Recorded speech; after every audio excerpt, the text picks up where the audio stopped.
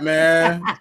Right, we have Don't a guest start, this man. I just week. want to make We have sure. to behave, I just want to make sure you know for the ops out there. He already started. Like, come on, man. That's like Absolutely inviting the love guests over for dinner and being like, "Yo, we eating 4 for 4 for dinner." Like, what are you doing? You gotta love it, man. Hey, look, man, appreciate y'all for tapping in. It is here. It is the full 94 here on MTMV Sports. I love just being able to bring other basketball minds on here, and I feel like C is by way of C having an interview with Sports Talk with C, and being able to come here on the full 94. We absolutely love it. Mr. I am basketball trainer on IG, Mr. Ricardo Lopez. How are you doing, sir? I'm doing fine. Thank you for having me. Thank you. Absolutely love it, man. See, the Wilders, the regulars, what's going on? How y'all feeling? Go ahead, see. I'm good. I'm great. I'm good. I'm here, man. I'm chilling, man. I'm excited this week. This is my favorite guest. You know what I'm saying? I like all our guests. I'm gonna put it out there. I don't want to see family trying to come run up on me. But Yeah, this is my favorite guest. I even if you get a chance, you go to his IG. Ricardo's definitely a basketball historian. I love that. Oh, for sure. Definitely check it out, man. I am basketball trainer on IG. I think really for me, as coming from a coach's perspective, I can appreciate anybody who invests in the next generation, especially teaching basketball skills. That's the biggest thing for me, because people. I mean, and I had this conversation with somebody probably 2 weeks ago, and what I learned coming up in terms of fundamentals and how to play the game is totally different than what they're teaching players now, and what you see in kids who are learning, you know, a tween step back. I just, that wasn't part of my training, you know what I mean, in middle school and high school. So I'm gonna start with that, Ricardo. What's the biggest thing you want to instill when a training session starts? You get a new kid for training. What's the first thing in terms of basketball that you're thinking to impart on this kid? Oh, so the first thing I always do is the basic. I mean, kids have lost that skill. It's the basic. Everybody wants to go into the threes. Everybody wants to go into the step back.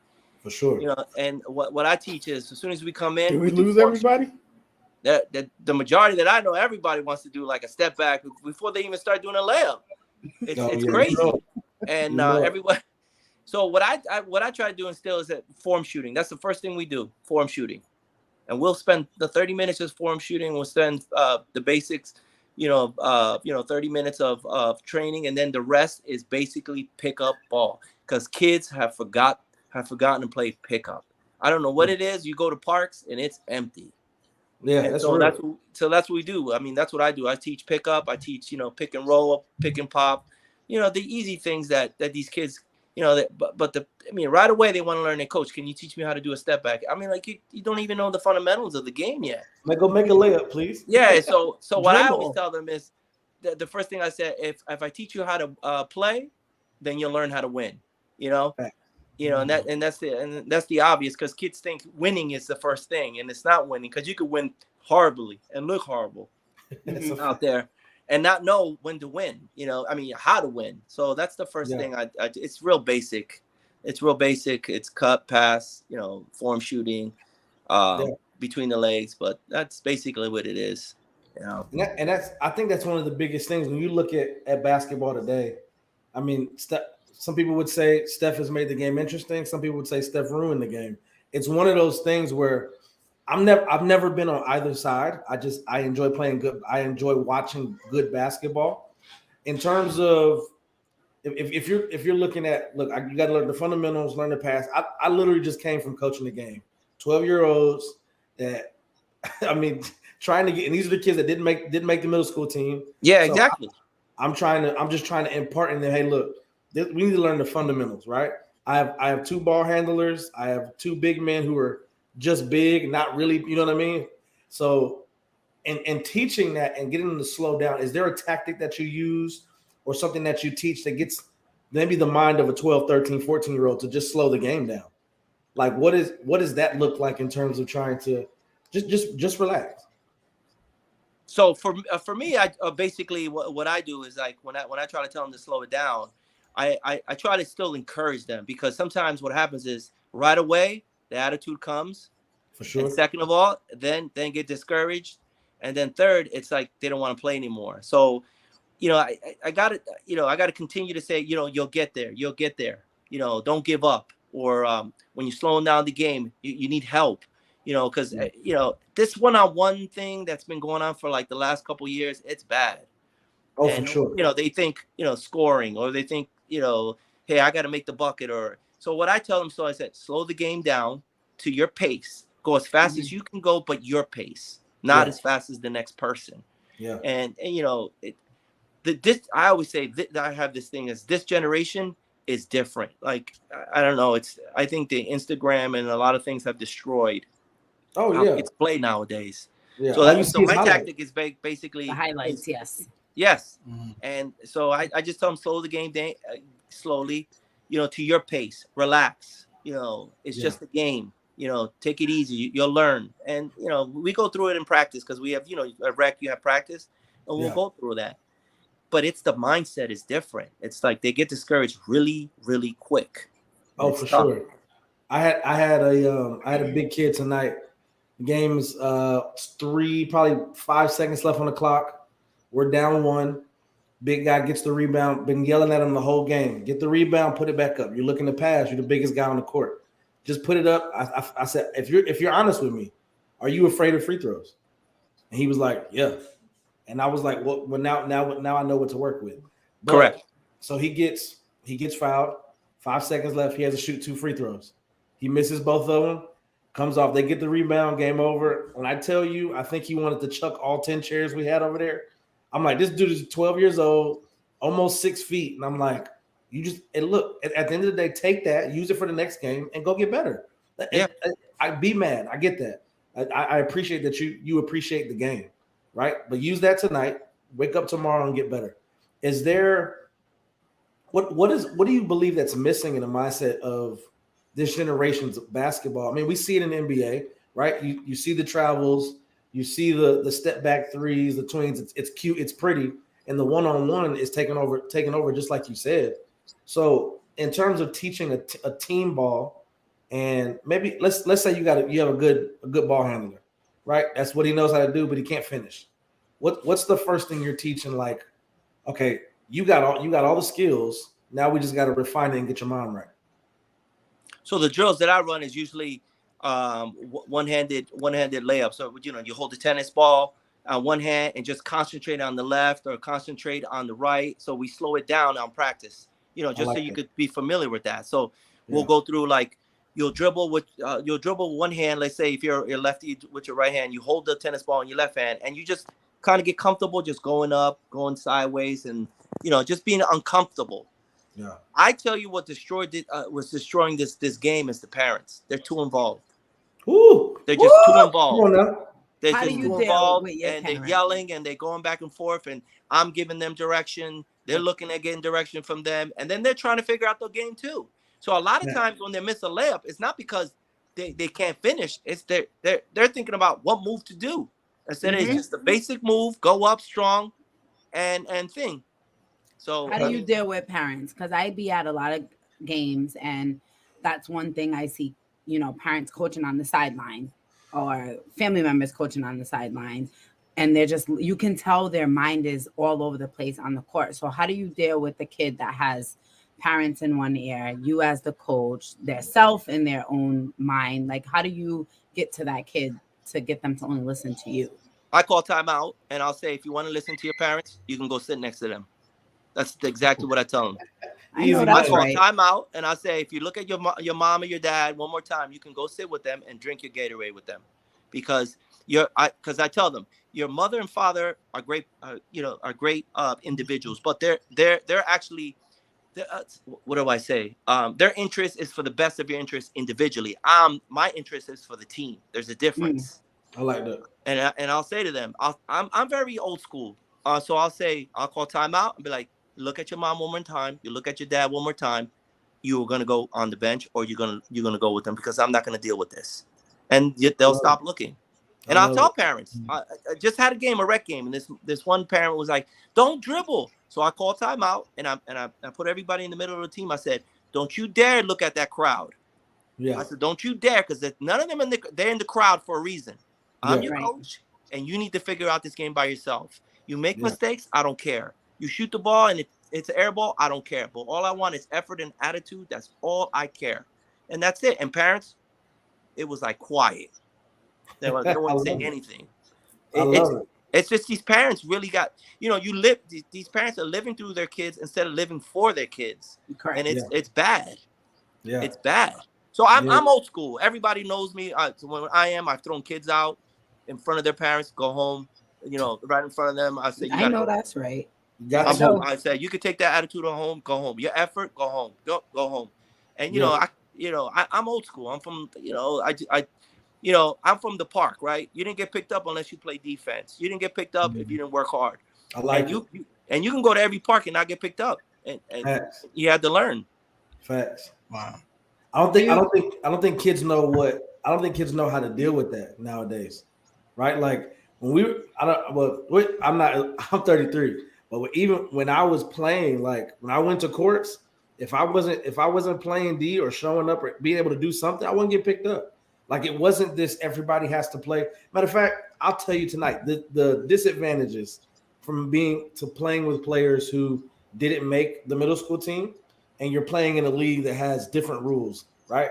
So we got 4 quarters, 8-minute quarters, but the 8-minute quarters are sliced into 2 halves. You play 4 minutes so everybody can play, right? Last play, the last 4 minutes of the game, I put in my best 5. I'm trying to win. All right, we got 4 minutes trying to win. The lady stops the play and goes, "Hey, well, this person needs to play and this person can't come off."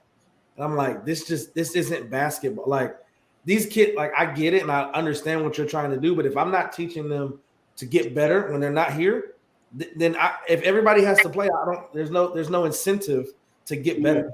You know what I mean? Like, so that's my biggest thing, man. I appreciate what you're doing because you just don't see it nowadays, right? You see the kid that thinks he's getting to play, or the parent that thinks he should play, every moment of every game because he made a couple threes in the driveway. Like it doesn't translate.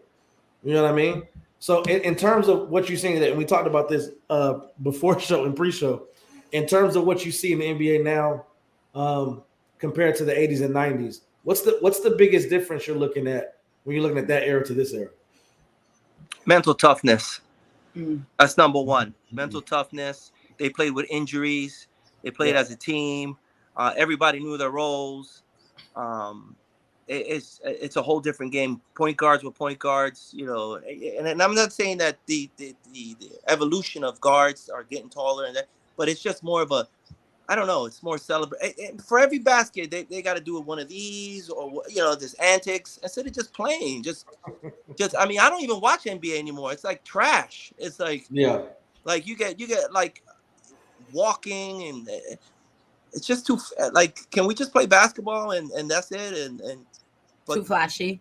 Yeah, that's a good word. Flashy. I want to make sure that Ricardo, you are making Wildress so happy right now, and he's cheesing from ear to ear because you are the first guest to come on here and spit the things that he believes thoroughly within his heart.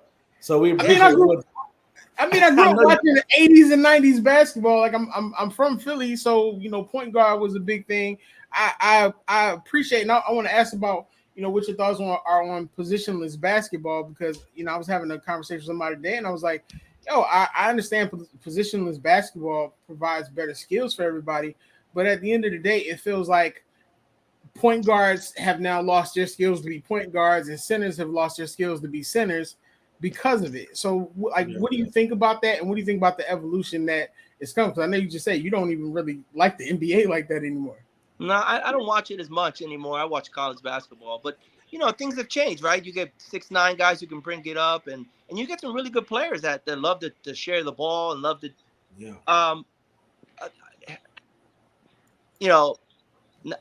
For me, like in the AAU circuit, right? You get these 6'9" guys that want to shoot that don't know if I got a smaller guy, go to the box, right? Yeah. They want to show they can shoot rather than showing their IQ, So this positionless era kind of destroyed it, because I think I tell the kids all the time, if there was a Shaq in this era, it's over.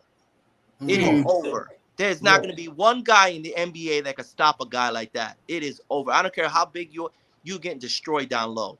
And you know, I don't think there's any big men anymore. You know, well, give me your take on a player. Like we have this argument all the time because Woodruff is an avid 76ers fan. The position. I'm a Piston fan. I've been a Piston fan since. Bad boy. I've been a Piston fan. You got Green. You know, I'm a Piston fan. When I used to watch them, I used to be like, yeah. I used to get like people at school be like, "You from Jersey, man? What you?" I said, "I'm a Piston fan." So I'm a Piston fan.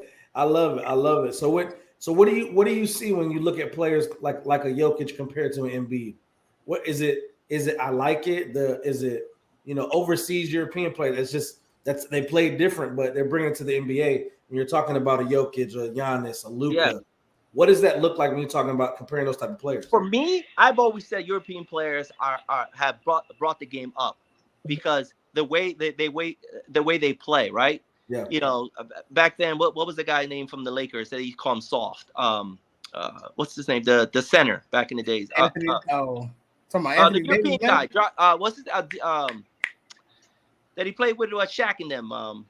I forget his name, but he was the European player, and he was a center, and he used to shoot outside. And people used to say he was soft. And look what the game is down now, right? Sure. These guys are playing outside. Yeah. But I think European players, the IQ is pretty high. You know, the way they play, right? Yeah. They start off the kids with lowering off the rims. They start off the kid with the proper form, the proper games. You know, they play in these elite tournaments, but they're not. They're being taught how to play. You know. Yeah. So for sure, I got you. No, before Gasol, I gotta ask this question because one of the guys who actually just commented, Julius, we were having a conversation earlier. He was comparing Larry Bird to Luka. He said there's no that Larry Bird was as good as Luka. So I want to get your thoughts on that. So this is the friend that said that. Yeah, say what he said. Brian saying like y'all. So Larry, has nothing to do with it. I understand. So you're asking me who's better, or you're asking me what? Look, there's two different players, right? So like your general thoughts on that, just in general, because I tried to tell him. I said, listen. That's where Luka probably gets it from. Like Larry was the first of his kind, yo. Larry was the first. I think Larry was the. I don't know if you ever watched some of his documentaries and people talking about. Larry will tell you where he's shooting. That was the type of guy he would tell you where he's shooting. Like what did he win 3 3-point contests, something like that, 3 years in a row or something. Yeah. And the guy can jump this high and will destroy you. Yeah, like just destroy you. And even Dominique Wilkins, they had a documentary where he said this guy was cold. This guy came in my locker, and was talking trash to me, like in my locker, and then walk away and then bust you up for like 49 or something like that. So I mean, the physicality, the IQ back then, it's a little different. I mean, athleticism, okay, maybe, but. It's a different game, man. I always wonder if you take those guys into the 90s, if they will last. Like LeBron yesterday was crying over a foul. Could you imagine if he got fouled every day like MJ did? It'd be over, man. He does get fouled every day. I love it. I mean, are we talking about this type of foul, or are you talking about losing teeth and like balls? Like we're not right. That's not in the game we're talking now. That's not what it is. You know what I'm saying? I don't think he would last. I think he'll pick up volleyball or something. Why would this? What? Ricardo, I don't think he would last. I was with you. He don't have this. He don't have this. The mentality, that toughness, like. This era is different. Like, the fouls are like, like butterfly fouls. Back then, you got fouled. I agree. And is that the rule of the I don't think that's the rule of the players, though. Like, that's what they changed the fouls to. Ricardo need to come on and be a host on 494 because he's clearly knows he's talking about. And I love it. See, but Joe, don't get up on here, Will, and say anything because you was the first one to text us talking about, LeBron got robbed. So don't sit up here on Monday at 8:52 hold on. Talking about because I never said LeBron didn't get robbed, but you're agreeing that he's soft, and then basically you're saying I do constantly tell y'all that LeBron has a softness about him in comparison to the 90s. It's not saying that he can't play in the 90s, but all that yelling and yipping, if he'd have took a hit from Charles Oakley, he'd have been out for 10 games at this point. It's not the same. And y'all let me respond to that, because anybody who plays in any situation adapts. Now I don't know about y'all, but when I went to certain courts, I figured out how this court plays a little rougher. All right, cool. I got to get in my bag. I got to get 6'8", 260. He not filing folks back. Like he gonna take them hits. He not no chump now. But that's the thing. He played. Look, you might call him soft because the way the NBA is right now, the same way Harden manipulated. I won't say manipulate. People don't like that word. But when Harden manipulated the game for those 5 years, he's averaging 32 points a game, figuring out step backs and getting to the free throw. He just played the way they playing. I get what you're saying though. I agree. But whatever area you in, you're gonna play like that. Correct. The big issue with LeBron fans in general, and not y'all, because we have those discussions, there's this belief that LeBron can go in the 90s and he would be just as dominant. But when you look at the way the league is set up now, it's completely different. He would be a great player, but the physicality and him going up against them big men all the time, you can name only probably 5 big men in the league, and Rudy Gobert is not one of them. I'm not counting him. No. If you go back to the 90s and he going up against Patrick Ewing, Scotty dunked on Patrick, but how many times did Pat send that joint back? Or how many times was they roughed up in those series? It's a totally different league. And I think people disrespect the 90s because they want to up the conversation about LeBron's worth, and that doesn't have to be that. Well, look at this. Nowadays, people are taking days off. Yeah, that's trash. That pisses me off. That's trash. You got busted up and you came to work. Yeah. So they had a statistic where John Stockton, what he played 16 years. I think he missed like 2 games or 6 games out of the 16. That's crazy. That's tough. So I don't agree with that. Now, so what I'm saying, toughness is like you guys are. I mean, the era now, you're not getting fouled as hard, and you're taking days off. Mm-hmm. Like I hate that. Oh, they're missing a game because their knee. They didn't even hurt their knee last game. What are they talking about? Making up injuries. What about so back in the day, you got busted up hard or you got fouled hard. You coming to work. You show him that Medicaid card. You be like, I'm still coming. You know, like that's it. So do you think? Hey, say what's up to Mom. You got to read that comment. See, Well, guys. You gotta guys, please tell your guests he cannot clown on LeBron. See his holding. I'm not clowning on it. I'm just what I'm saying. See your eyebrows up. I appreciate the truth. No, I think what I enjoy is I enjoy good basketball. Now, in the 80s and 90s, a lot of fighting, right? I remember Kareem putting one on the deck I forget his name, but he put one in his chin, like, bro, you're not just gonna elbow me in my stomach like that, right? But I mean, the game has changed, obviously. You watch, and I agree with your statement earlier. You were saying you watch college a lot more than you watch the NBA. For my 12-year-old learning basketball, I make him watch college. I was like, you're not gonna watch the NBA. Watch college. Mm-hmm. Watch your team zone. Watch how they move. Watch how they use each other. Watch how they communicate. You got to pick up on these things because it is different in the NBA. It is a lot more one-on-one. And a player that comes to mind for me is Jordan Poole. Like I enjoy watching them and watching them win. But that's the player that we're talking about. Those are the things that the kids are learning nowadays. How do I do a tween step back? How do I do a Euro step to finish? Right. English with my left hand. Like those little things, like doing jellies, and it's not bad. But if you're good at it, but if that's the first thing you're trying to learn when you're trying to play basketball, I feel like it's going to ruin it. How does that? I mean, how are you looking at that now when you look at a player like a Jordan Poole compared to a Stockton, right? The new age point guard in Jordan Poole compared to a pure point guard in John Stockton. They're I think they're superior athletes. When I look at them, they're and now I think athletically they're much more than in my era, right? So point guards like 6 foot, 6'2". Now they're like 6'8", 6'5", 6'6". Yeah. And basically, the way they run their offense now, it's kind of like a free offense where you don't really need a point guard anymore in a sense, right? Yeah. So it's a different, the different ways how they run their offense. It's really fluent. It's, you know, really nothing much to be set up. You know, everybody knows their roles, and they're basically, you know, moving. It's just a pass cut, and that's it, one-on-one, and it's over.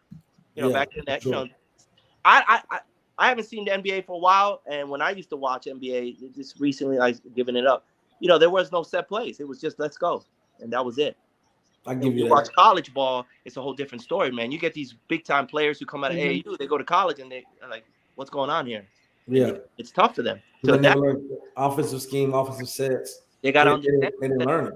You got to understand. Hey, you were a shooter too, right? I was a shooter too. You scored 1,000, so I scored 2,000. You know, so it's tough. In the NBA, I think, in my opinion, athletically, they're tough.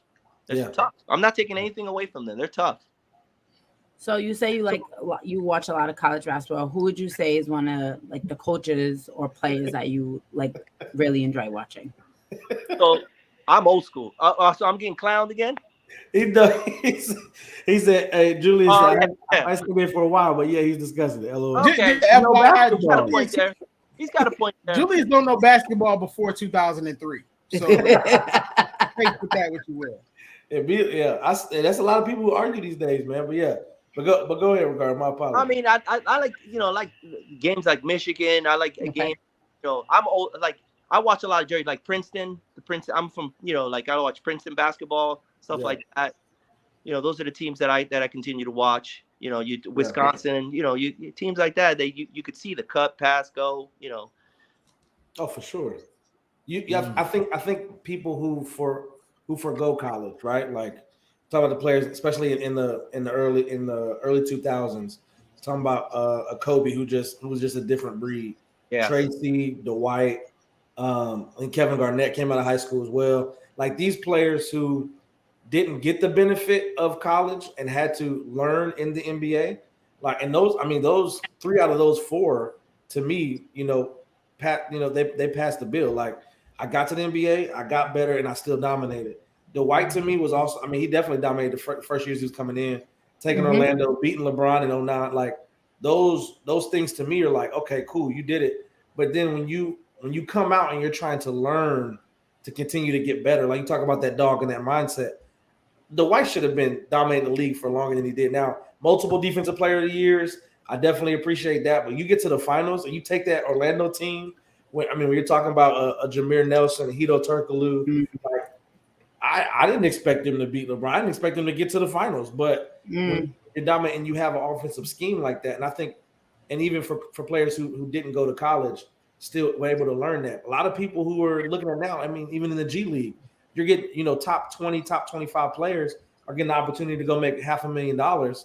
And I don't know, I haven't seen those games. I see a lot of highlights, see a lot of dunks and threes, but I really appreciate how important to you is the college experience of not being a student but being the athlete part and having a coach that says this is the way you play basketball. Because you see, I'll take Kentucky. I'm a big Kentucky fan, right?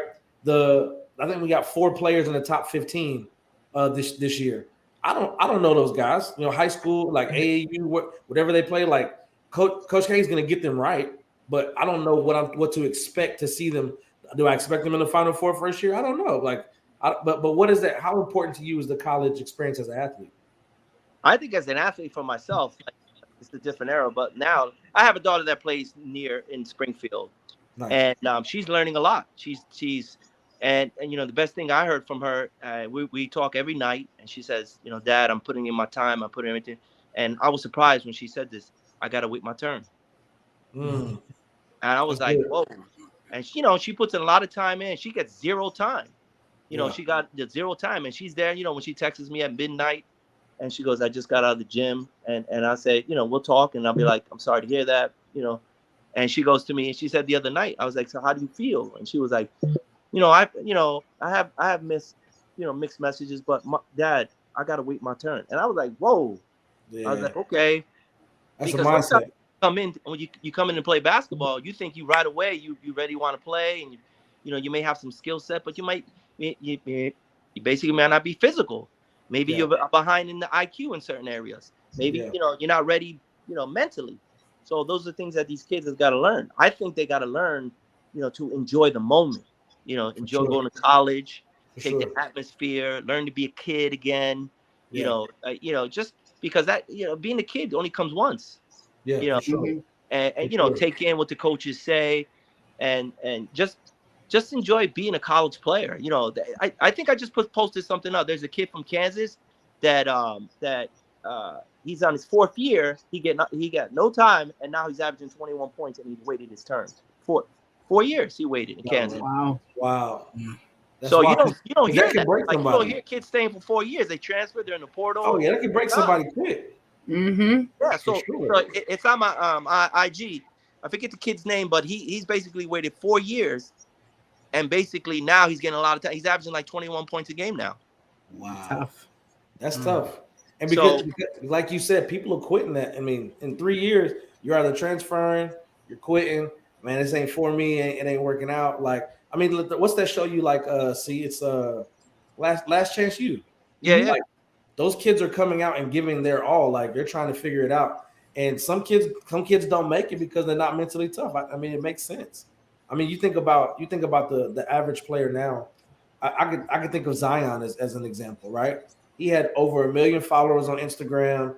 I mean, just buku love, like #1 pick coming out. He went through his injuries. He went through, because the NBA game to me is different. And maybe you weren't doing what you needed to be doing, in high school in the 1 year that you played at Duke. Like maybe those principles or those habits weren't built up because we saw what it looked like in the NBA. He missed the whole year, missed 2 seasons. We weren't even sure if Zion was going to be the Zion. I mean, I believe he's injured now, isn't he? I want to say he's not. Yeah, he's out right now. Yeah, and that's thought he was going to be a bust. And it's like, dude, we seen glimpses, but I mean, I need consistency, and that's what we're looking for. And people may just be missing that now. But I mean, at the end of the day, man, we got, this is the product we have, and we can only shape what we can do from what we get our hands on.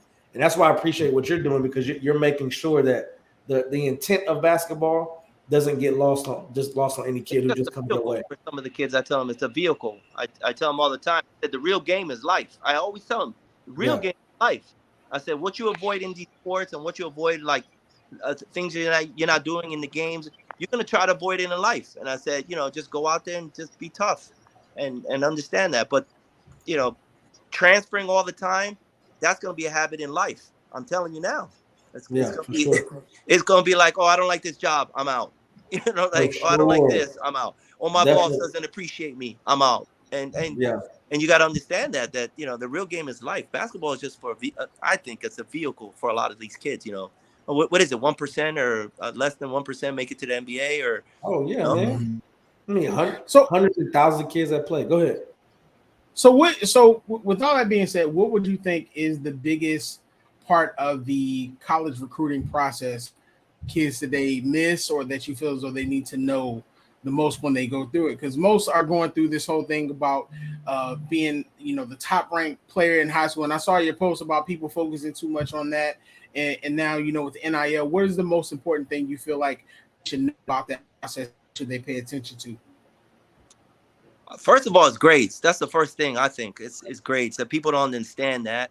A lot of kids don't understand that. Then 2 is basically, find out what type of player you are and be an expert at that. That's what I always tell them. Because I got a lot of kids who will say, well, they'll never recruit me if I'm not scoring 20. They'll never recruit me if my team stinks. And I, that process, a lot of the players that are getting recruited that I know, I tell them if you're a defensive player, that's what you do. You defend, you defend, become who you are, perfect who you are and get better at the things that you're not. Right. Like a lot of it, it's mental, body language. People don't understand that there are college coaches that come out and the minute they see you with a body language, they're out. They don't want to be babysitters. That's another one. And then, the kids that are not getting recruited, I said, send tapes. You send your tapes and, you basically send your letters. And that's what I did. That's what my daughter did. 350 letters. Wow. 350 letters. We would sit down every Sunday, and she would send 10 emails to the colleges that she just want to go every Sunday from April to April. It's a process. Yeah. You ain't lied. That's dedication, though, man. And if you're not ranked, it doesn't mean that you're not, you're not good. It's just they haven't seen you. I tell the kids, there's so many kids out there, but you got to make yourself visible. Then here's another thing. It's got to be different. Yeah, I come to the conclusion where I say, send your emails at nighttime, and they will say why. Because at nighttime, that's when they have their rest time. And then send your emails in the morning, because that's the first thing they do with their cup of coffee is look at their emails. Yeah. So early in the morning, you send your emails. Late at night, you send your emails. Dropping nuggets. Pick that up, y'all. Message. Right. So, but that's the kids get lost with, I got to be ranked. I got to be top 100. And I tell them, even the top 100, when they get into college, they're lost. They lost too. So, if you want to get recruited, you get your template out, get your videos out, get your emails, harass these coaches, and I'm telling you, we had this one kid who was a great defender, and they were recruiting another kid, and they actually started talking to that kid who was defending. Wow. And then they stopped talking to the other kid. Can't teach it. I won't say you either got it or you don't, because I think all of it's a process. Like, I think when it comes to mindset, you either got it or you don't, right? Like, that's you gotta buy into it. Yeah, it's like, look, if you can't get it here, there's no matter what I teach you, it's not going to work out, right? So I think I definitely subscribe to the Mamba mentality, looking at the process and how does it work out. You know what I mean? So, and kids don't see it these days. But before we move on and get to the next segment, C and Will, y'all got any other questions for Mr. I Am Basketball Training? So we got a thing where we always ask everybody, what is your Mount Rushmore of NBA players? So right away, everybody will tell you John Stockton for me. Isaiah Thomas for me. Michael Jordan. Let me see.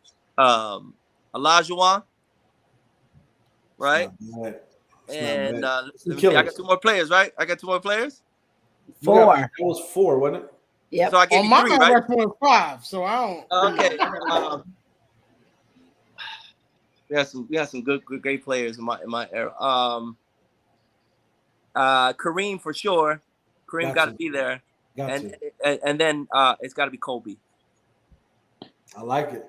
I ain't mad at it. So 6. That was he's 6. So he has the right word. That's top 6. But I think I'm putting him in there. You could, like your boy says, A and B. There you go. There you go. So was that in any type of order, or is that just off the top of your head? Off the top of my head, that's it. Well, I want to know what's your order, because for real. I need to know. So number 1, I'm a John Stockton fan. So okay, number 1, John Stockton. John Stockton, Kareem, right? Olajuwon. Yeah. Who did I mention? Kobe. It's got to be Kobe. And Jordan there.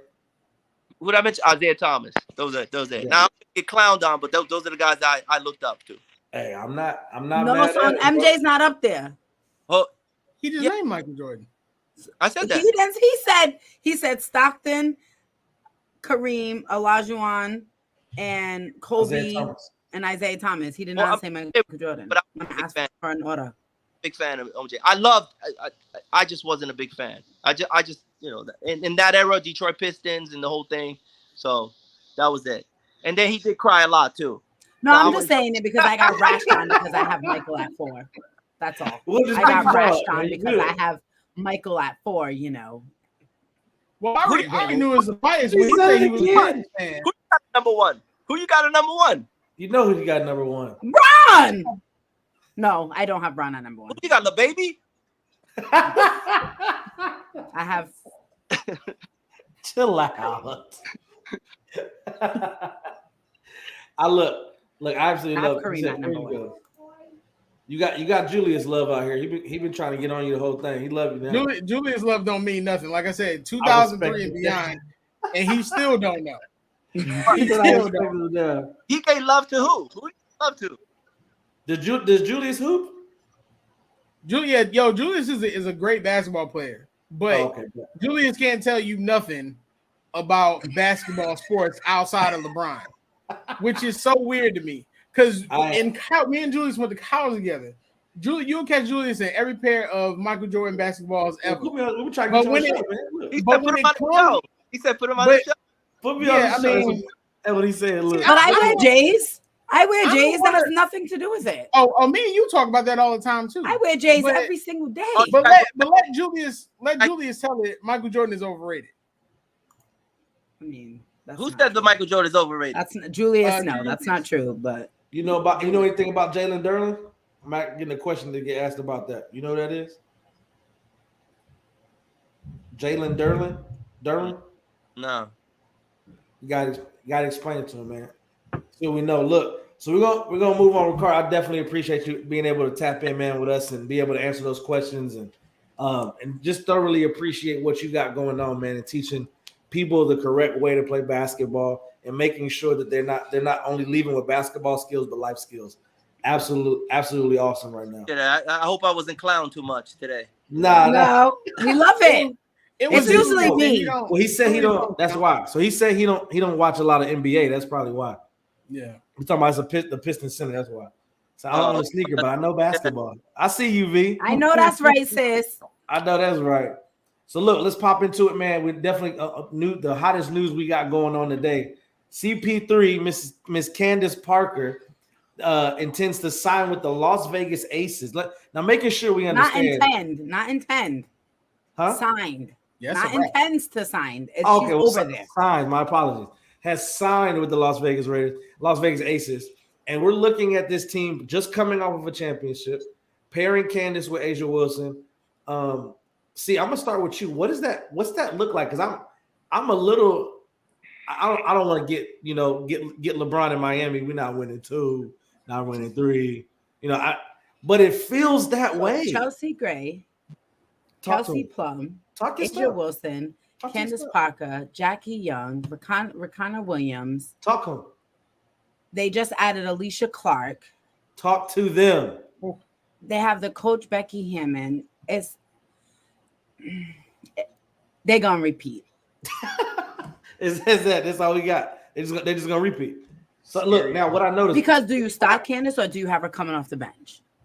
Oh, you starting Candace. I think that 1-2 punch, like you don't know who to guard. You can't double. Everybody's a threat. And every last one of them. Her 15th year, she gave you 13, 8, and 5. Like, I mean, you can't put her on the bench. You can't. No, only reason why I'm saying that is because do you want to change your starting 5 that you already have from what you won your championship with? Just because she is coming from a different style of play of basketball. So do you have her as your second threat with your off the bench players? Because I mean, you have Jackie Young, she won 6th player of the year. Then you have Rakina Williams, but do they have that vet that has a championship like Candace Parker? So, facts. You have a threat each way. Yeah. Her coming off the bench or her even starting. I saw an interesting stat today, and you started this with going on. Number one draft picks: Candace Parker, Asia Wilson, Kelsey Plum, and Jackie Young. They now have 4 number 1 draft picks on the team right now. I saw the stat and I was like, hold on a second, bro. What's really going on here? Like, so are they desperate because repeating in the WNBA hasn't happened since 2002 when the Sparks did it. So are we saying it's about that 20-year drought is over? Chelsea Gray and Candace Parker played on the Sparks together. Yeah. They won a championship. Man, if Stewie goes to Liberty, this WNBA season is about to be crazy.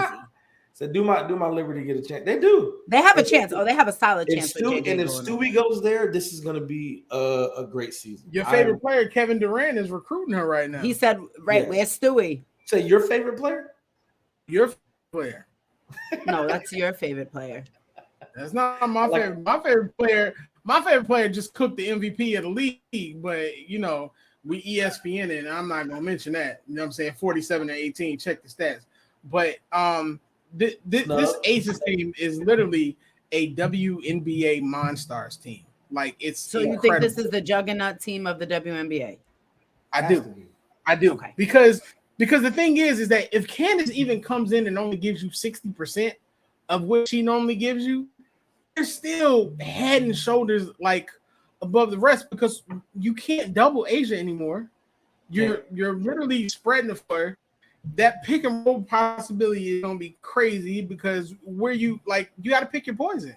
And on top of that, it's one of those things where Becky Hammond literally is a basketball IQ mind. It's going to be incredible to see what she does with this team. The only thing I don't like is the fact that I feel like De'Erica should be a part of this, but I digress. I digress.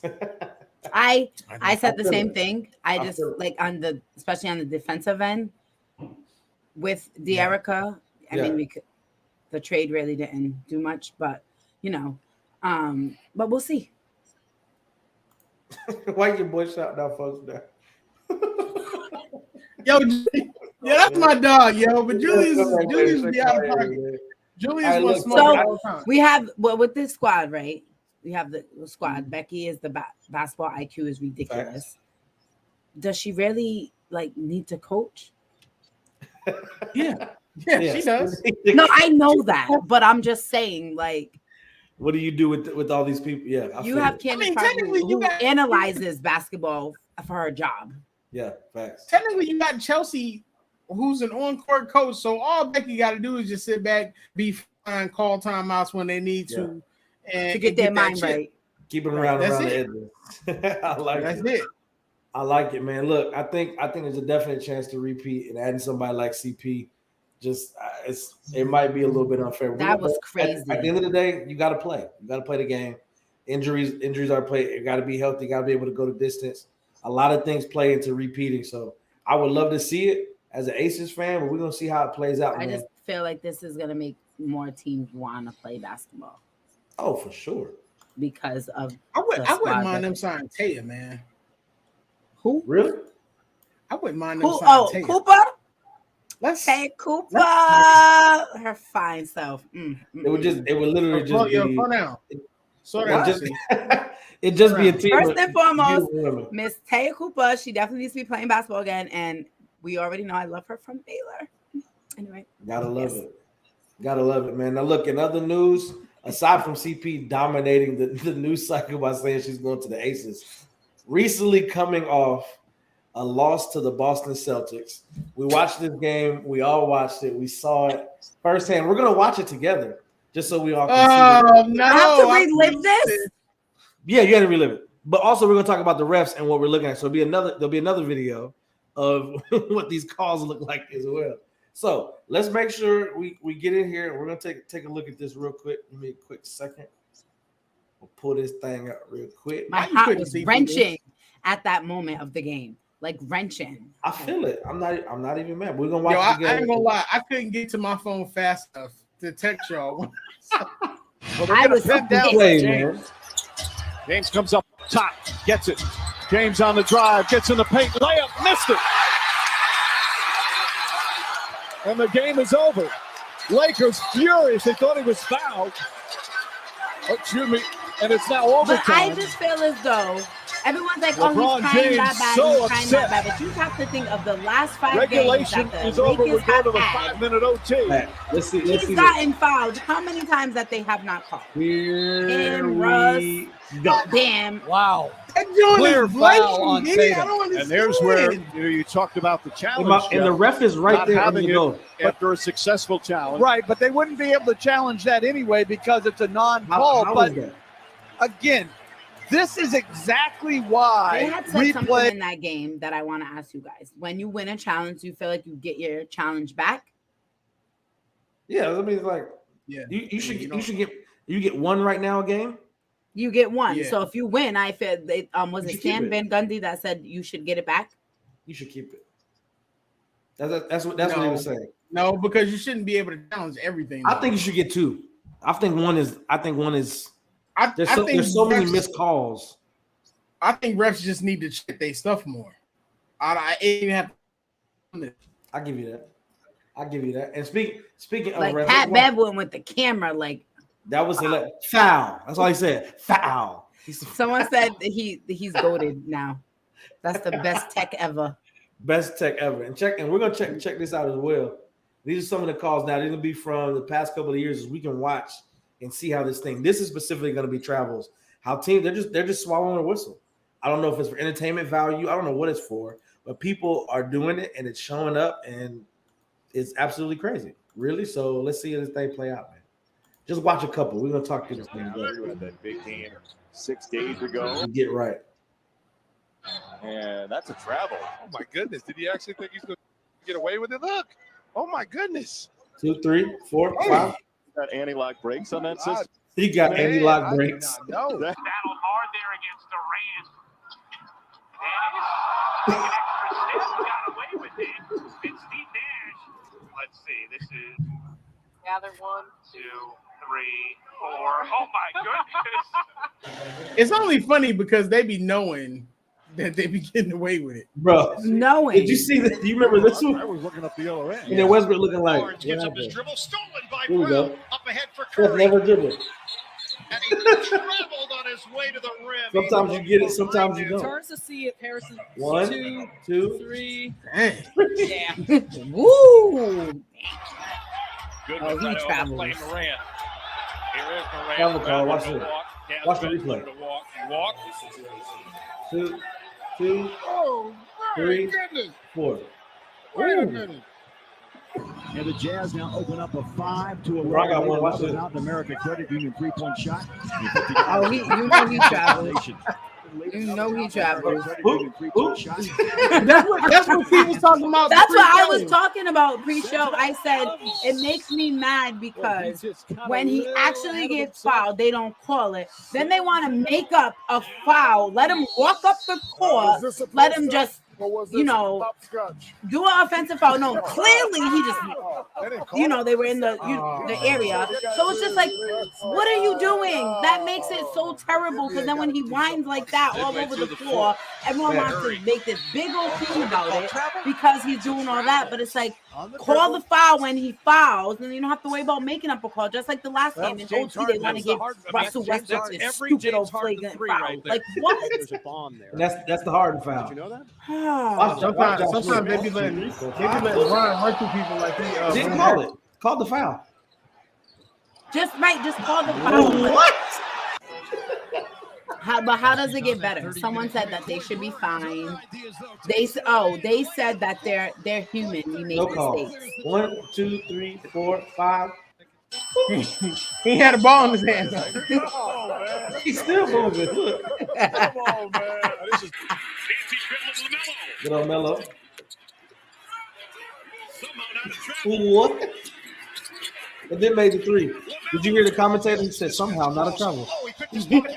Andre Drummond will take it in with a two-handed flush. And fans wanted to. It makes. I mean, what are at this point? What are we doing? Now wait. No, but I remember this one. He missed it. Wait, he missed what it was because that? Because watch it. 1, 2, and then 2, 3. The third and the fourth step threw him all the way. Leonard breaks free, had it stripped by Mitchell, and then blocked by Gobert. Gobert Be a jump ball. jump ball. This This stuff Rudy is- played defense one time and he really wanted that call. But Leonard gets the deuce. He missed everything. Watch this one. Whoop. Reload. His 3. Now what? Imagine if he makes that. 1, 2, 3, 4, 5. Rasheed said the ball don't Oh, lie. watch the Melo. Watch this. Bro, ain't that your boy? He traveled, got away with it. Watch the replay. 1, 2, 3, 4, 5, 6. Fires up the 3. It's. But what do they do to get better? That's the question. The question now becomes when it's blatant. You know what I mean? Like it's right there in your face. What are we really talking about?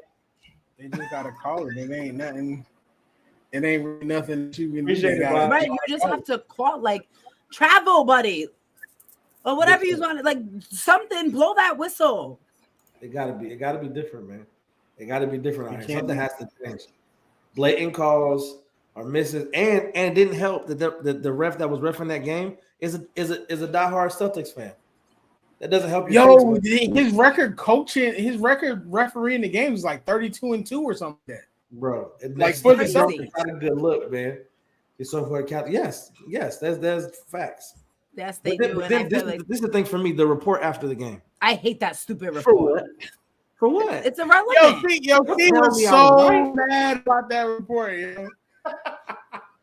Like, don't tell me I was right after we lost. Like, but my thing, it doesn't do anything. It doesn't change the game. You can't play that. You can't go back and change the score. You can't go back and play the game again. That they lost. Boston won. So it's just like, what is the point of the report? Like, it's no point. It's just to save your, CYA, and that's it. And it makes everyone mad all over again. So it's like we got to relive it again. Yeah, I feel like my friend I get the report, but I'm like, you got to put it out. You don't got to tell everybody you was wrong. My friend who's a Lakers fan said he couldn't respond to YouTube, but he just said everybody in the Lakers can complain except for AD, because if it wasn't for AD, we wouldn't have had to have that call count. Man, I get what you're saying. You're saying, well, when you get fouled, you got to make that call. Even if it wasn't just like, it's just going forward. Every game, every player, every team, like you've got to do better as reffing a basketball game. Big facts. Like it's getting playoffs is about to come. Big facts. After all time, like teams about to turn up. You got to get these calls right when it's teams on a playoff run, especially trying to get into that play-in tournament. Big facts. I feel like we only made that statement because it was Brian, or else we wouldn't have got that statement on Twitter. We wouldn't have got no statement. You got no statement. And he said, you know what? Screw the NBA. I'm not playing today. I love it. Now, look, this is a segment we've been talking about. It's a segment we waited for. Now, fill in the blank has come back. Now we have fill in the blank. We have would you rather, start bench cut, and what's the other? Oh, blind react. We haven't done that one in a while. I think that Kawhi thing caught everybody by surprise. Yeah, we was all blind to that. I love it. So this is gonna be fill in the blank, man. Y'all ready for this? Let me see. Let me get this last comment in before we go. Said the sad part is the Lakers are playing on par with all the best teams in the NBA. Those 5 games hurt. Yeah, I mean, we just trying to win, man. I ain't say on par with all the best teams, but they're there. I mean, I think we're up there. We can put it together and finish. That's the hard part. Most of the refs are senior citizens. Shout out to you, Ma. Okay, Ma. All right, let's get into this, man. First thing, fill in the blank. All right, Will, I'm gonna start with you, man. I'm start with you just because I love you. You know what I mean? Steph Curry gets his 5th ring. It's not no smoke, not yet. No. Steph Curry gets his 5th ring. He ranks blank all time. He's top 10 for sure. Top 10 for sure. He's top. Steph is if Steph gets his 5th ring, I think we got to start talking about best of all time territory. But the only reason why is because he's changed the game. He's been part of a dynasty. Give you that. And you really don't have an answer for him, even when you try to have an answer for him. And the only people you can really say that about is Michael Jordan, Kareem Abdul-Jabbar, LeBron, and probably Kobe. I ain't gonna argue with you. See what you got. Nothing. I told you I never liked Curry until after the interview, and I grew some some found respect for him, and everything that you said is accurate. I ain't mad at it. So he's in the top 10 for sure. He's in the top 10 for sure right now. Right now he's in top 10. Yeah, but if he gets that next ring, he's got to be top 5 conversation. So the 4th ring, Finals MVP, he's top 10 right now. He's top 10 right now. All right, I'll let y'all have that one. I don't feel like arguing. Blank. Top 10, I could definitely argue. You can't. 10. You just learned about Isaiah Thomas. You can't argue that. Move on. Didn't just learn. We're not gonna start with smoke. This is my segment. Watch yourself. All right, look. Said blank was an all-star starter stub. We'll start with C. Blank was an all-star starter snub. Embiid. Will? Anybody else besides Joel Hans Embiid? I'm sorry. The MVP of the league. We're gonna get to that one too. Just look at this. See, so 5 rings, win Finals MVP, best of all time. I mean, we said in the conversation. It's the In the 5. You and Julie's about to go back and forth. Julius, just book him on the show so we can end this. Big yeah, fact. come on, You need to come on the show. Prince, look now. He just learned about. That's Please not go even. back and look at the previous episode. Nah, watch out. Don't even. You're not gonna try to slander about Isaiah. You're not gonna slander me on this show. You're not gonna do it. Facts. I mean, facts myself. Kind of. You're laughing already. He need to come on for real. He need to get on here. Look, please. We'll get you on next week, bro. Come on. So you can tell us Jokic is the greatest athlete of all time. I don't have time for this, bro. Oh no, please don't say that. He'll get smoked. All right, so look, here we go. So we got the All-Star starter snub, all things Joel Embiid.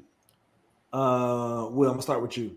Blank is the clear-cut sleeper team to make the finals. Clear, no debating.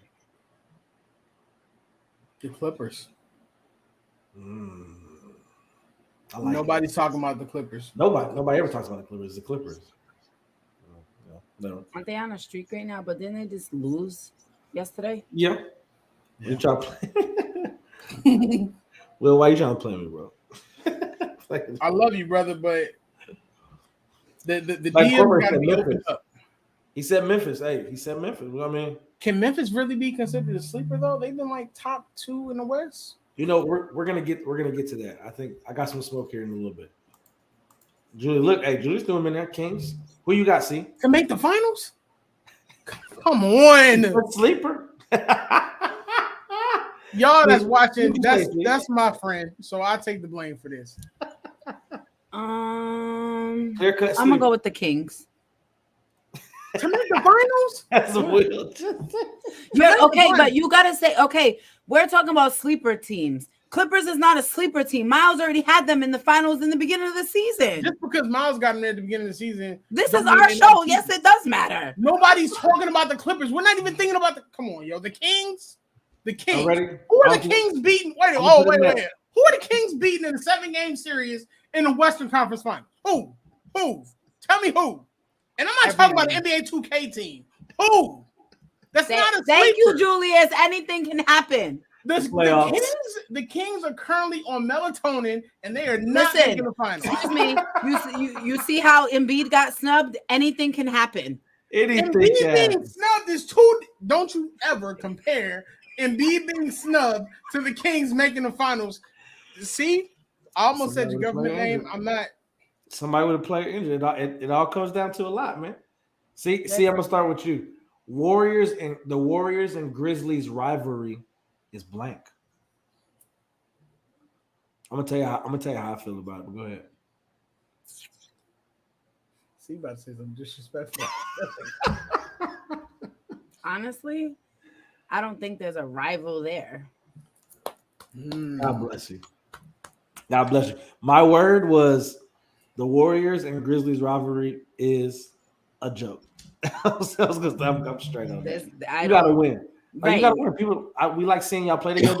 You gotta win. Like it's a great matchup. I love it, but I don't think as far as a rival, they didn't win Not yet. A rivalry, bro. I'm sorry, but what's his name? Dylan Brooks sliding across the floor and Klay Thompson sliding with him. Oh no, they hate him. It wrapped it up. Put a bow on it. It was done. Big facts. So I mean, it's a great game, but it's not a rivalry. You already know it, man. And look, as we take this quick break, make sure you go pick out the merch. Hey, show your T-bit, dog. See, yours is on the way, ain't it? Yeah, we out here. Make sure you get the merch, man. 494 podcast. MTNVPN.com. There you go. We have the senses of love because I wore black just for today. That's it. It's all love. If you don't want to see people talking about LeBron every episode, come on. Listen, that's why he didn't want you to say it. That's what happened. I didn't listen. I don't be trying to talk about Bron. You be always trying to talk about Bron, and no one's gonna disrespect my guy. I'm gonna defend LeBron's honor until. You just said the Kings were a sleeper team for the playoffs, so I'm gonna let them take what they will from that. Let them take what they will. Hey, all right, talk to me, Will. The 2023 MVP will be blank. Joel Hines Embiid, unless the media decide that Jokic has a VRP of 3,000 and they don't do NTMDPN.com. They don't do anything in the playoffs. Can't get that man 47 and 18. Y'all still disrespect him. ESPN gave the Lakers game 10 minutes and then put a minute on Joker versus Embiid. But had Joker put up 30 and 30, Stephen A. Smith would have been on there talking about that day, Joel Embiid gave the business. Like he had emotion to his game. Everything, like he was just, I've never seen it, so I loved it. So I was. All right. I like it. Interesting for the next one to be. Who is it be like he just did it yesterday? Why are we even got to talk about this? I don't understand. In a game to 7, Jokic, Embiid, blank wins. Like the Nuggets. Nope, 1-on-1, game 7. Well, 1-on-1, he owns the series, and statistically, he beats Joker in everything but assists. So that's your answer. I'm not arguing with you. That's facts.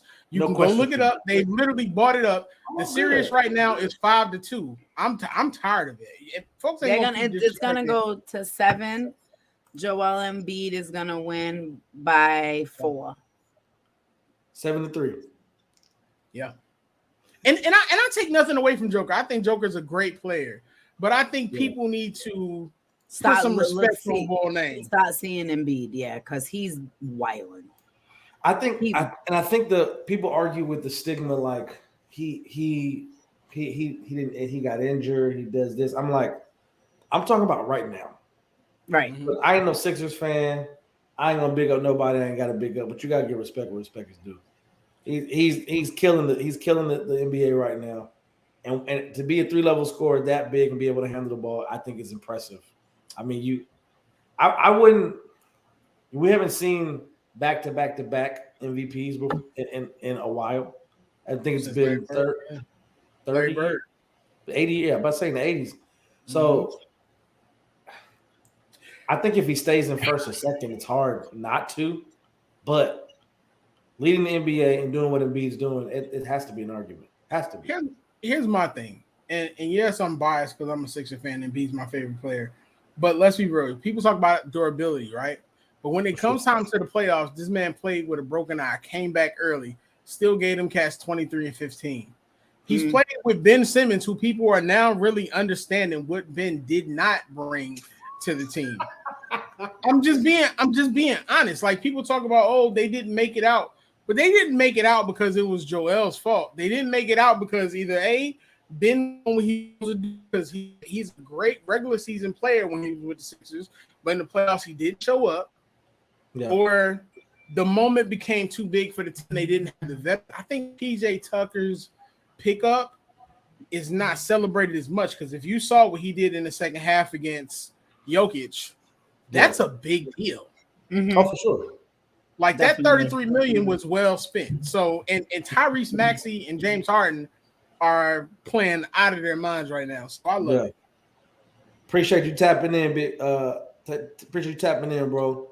Jokic strives as a team player. Joel with Beast Mode 1-on-1. That's solid. That's my brother Scott from Orlando. He down there with you Floridians now. Will.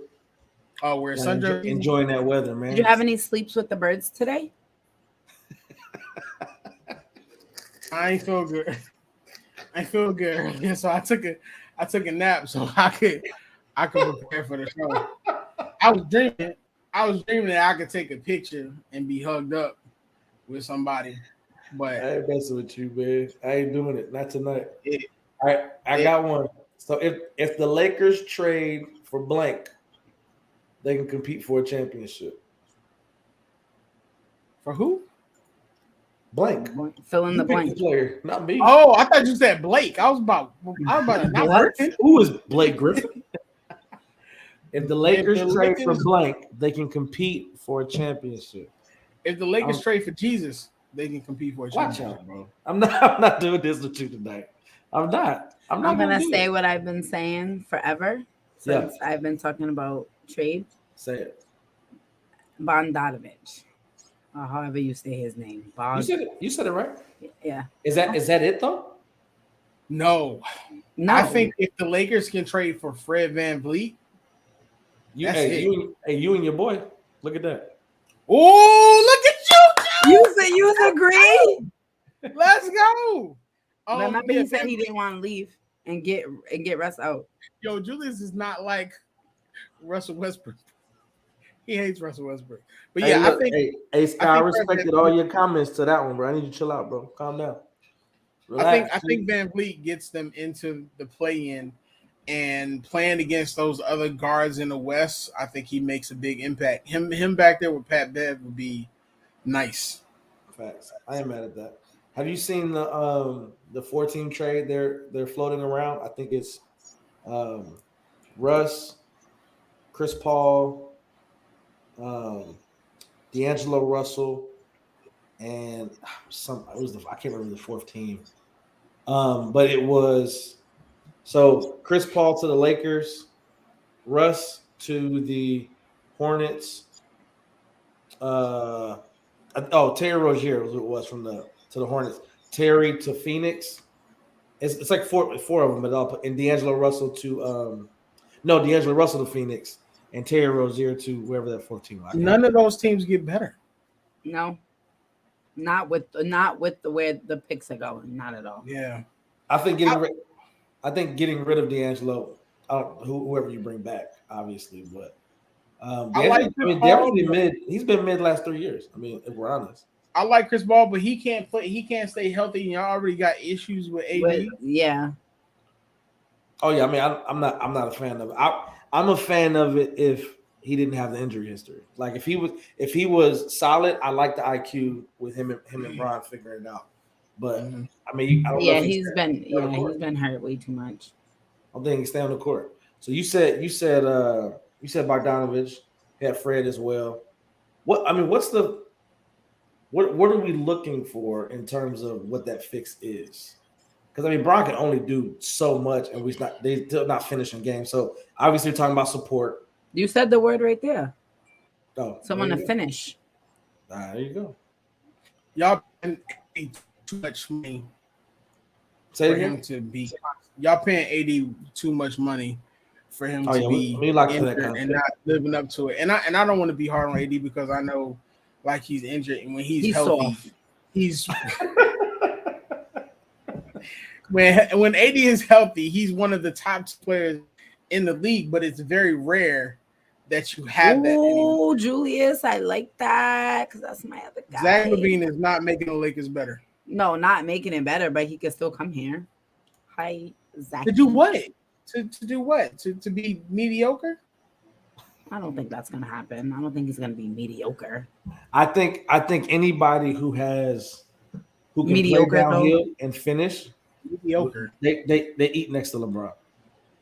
I like Zach LaVine, but Zach LaVine ain't show. Zach LaVine is. I put Zach LaVine in the same thing in the same logic with Bradley Beal. Like they're great players. I like them, but they haven't done shown enough. me anything to be like. Yeah, Right. So at that point, Julius you a might Laker just trade for Kyle Kuzma. Huh? Julius a Laker fan? Bron fan. Bron fan. My apologies. Bron fan. But you're number 2, Julius. I'm number 1, and don't you forget it. Look at that. Like Corey said, hey man, we need the truth. He the truth. We'll like that. I'm straight. He's underrated, but I just don't. I haven't seen nothing. And Zach can't stay healthy either. Y'all got the Lakers need somebody who's literally going to be on the court. You can't have wild cards at this point. You need somebody that you know is going to be on the court in case even Bron got to be out. And right now, all those players, Corrected me. My apologies, Julius. Don't you spell LeBron with a case? You ain't really no LeBron fan. I gotta love it. Last one, man. 2023 NBA champions are blank. Don't give me who they facing. I need the team and team only. The Philadelphia 76ers. Milwaukee Bucks. Gotta love it. Yo, Giannis gave him 50. Balling in what 30 minutes? Do it again, see? Yeah. Balling. So so and they got Chris Middleton back. The guys is coming back. When the Bucks is healthy, there's a problem. I want to see a Sixers Bucks Eastern Conference Finals with everybody else. That'd be nice. That'd be solid. If you look up, we would go live on IG. No, for every real. time they play, Giannis and B both for like 35 and 15, and it's an amazing display. I love it. Your boy still said the word. Check that out. Hey, you got a Sixers. You got a Sixers vote. We're gonna see how it plays out. I was proud because Doc made adjustments last game. I was shocked. Don't never make adjustments. I was shocked. I was really shocked. I was like, even though he called that timeout, I think it was like 3 minutes left in the game, and then the Sixers just got back into rhythm. I was pissed at that timeout. Yeah. But he did make adjustments. So I got to. And they called me crazy on Twitter when I wouldn't trade KD for Maxey, and now people seeing why. I like KD, but Maxey is a superstar in the making.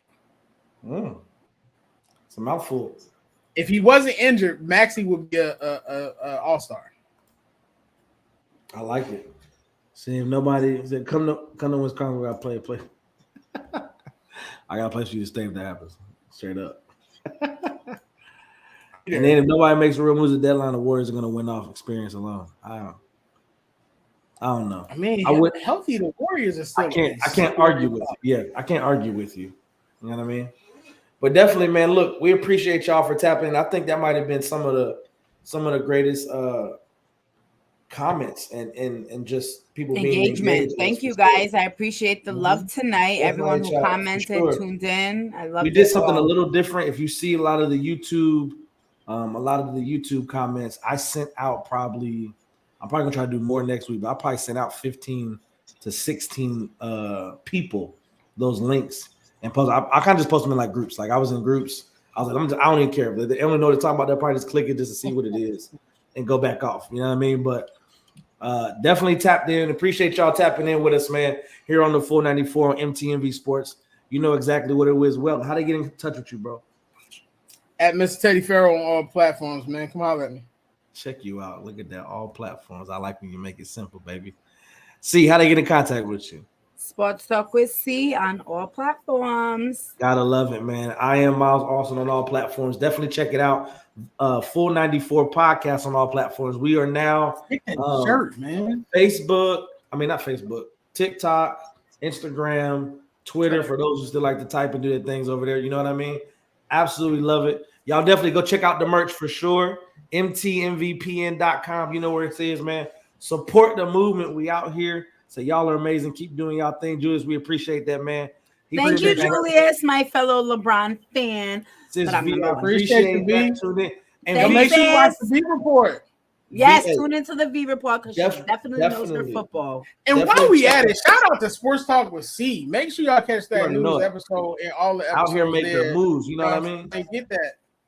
You gotta love it. You probably did some emoji on your phone, Scott. I still love you though. Say good night, moms.